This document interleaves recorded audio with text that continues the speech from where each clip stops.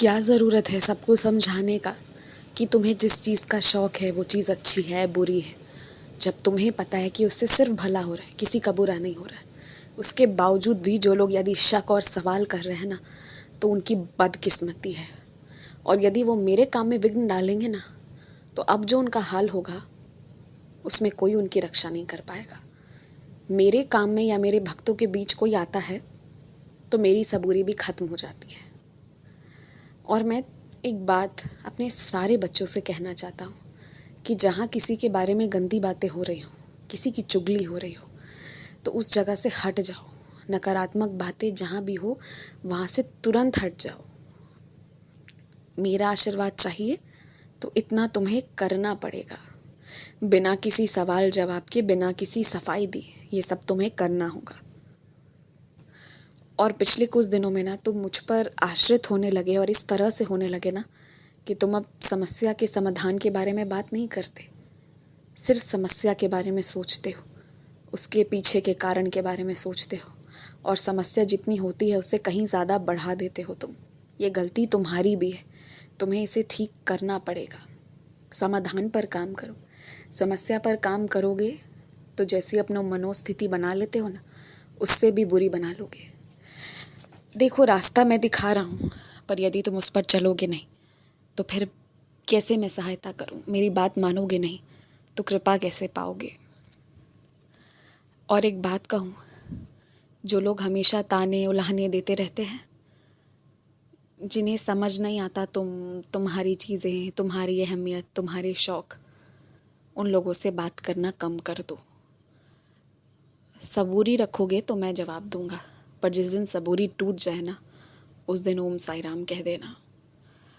और यदि इससे भी ज़्यादा कुछ कहने का मन करे ना, तो उस दिन उन्हें ये ज़रूर बताना कि तुम्हारे पास जो भी है, जिस चीज़ का वो हास्य करते हैं, जिस चीज़ पर वो हंसते हैं ना, उन्हीं सारी चीज़ों के माध्यम से तुम उन्हें आराम दे पाए, खुशी दे पाए, ये ज़रूर बताना उन्हें।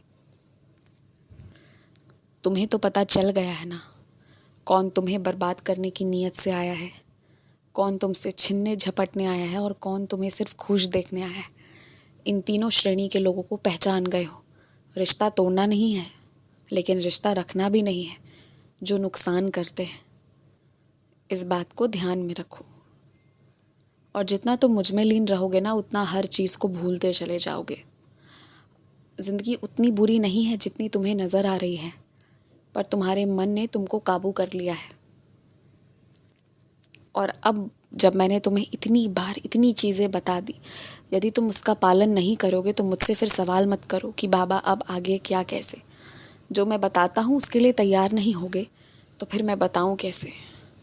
आज मुझे दुनिया पर गुस्सा नहीं आ रहा, तुम पर आ रहा है, क्योंकि तुम्हें जो करना था, तुम्हारी जो शौक़ थी ना, उसको तुमने कभी भी सोचा नहीं उसके बारे में। हमेशा दूसरे के हिसाब से चले, हमेशा अनुशासन में रहे, जो अच्छी बात है, लेकिन वैसे अनुशासन का क्या जो तुम्हारे चेहरे से खुशी ही छीन ले।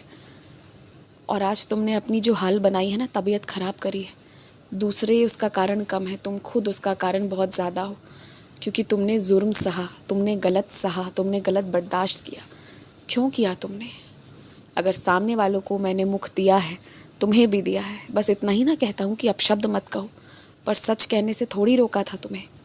अब जाओगे और सच ही कहोगे, और कहोगे, अपनी बात भी रखोगे। कोई सुनने को तैयार नहीं भी होगा, फिर भी कहना, उन्हें सुनना पड़ेगा।